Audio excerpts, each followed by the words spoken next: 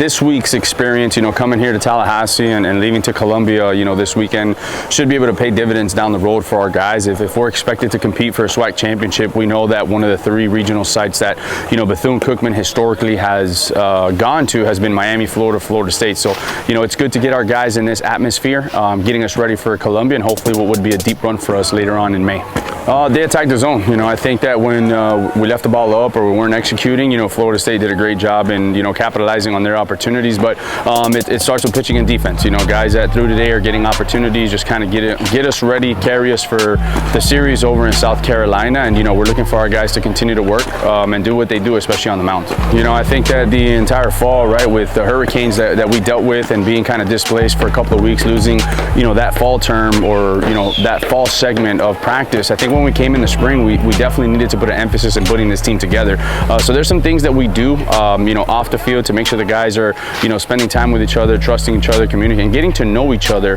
Not so much as, hey, this guy that plays baseball, but actually get into the stories of their backgrounds and, the way they were raised. And I think it's coming together great. This is a great group. They trust each other. They spend time with each other. And, those are some things that you're going to need. The great teams don't let, the downfall get too down, right? So it's been good so far. I mean, I can't complain through 13 games. We're still 3 games over 500. Pitching's doing its thing. We averaged, 10 runs a game last weekend. So, there's some definitely positives, even after today's loss against Florida State that we look at.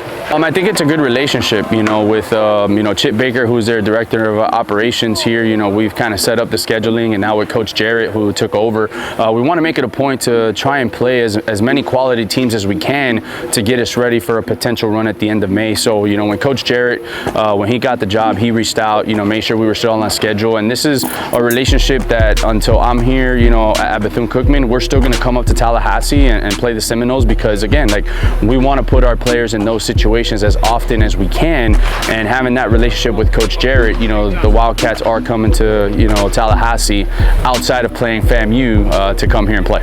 I think with 19 conference championships, in the MEAC, we're trying to secure our first one now in the SWAC, second year in. And I think we had a good showing last year. We went 19-11 in the SWAC play in the first year. And, we ended up losing to the eventual SWAC champs, Alabama State. But it's a situation where, our guys are ingrained in the tradition, man. We're just here just trying to build on the tradition that was laid out for us. And they understand the magnitude of what it means to represent our program and our brand, not only on the field, but off the field as well. So they understand it, they get it. And we're, again, just trying to build in the tradition of Bethune Cookman.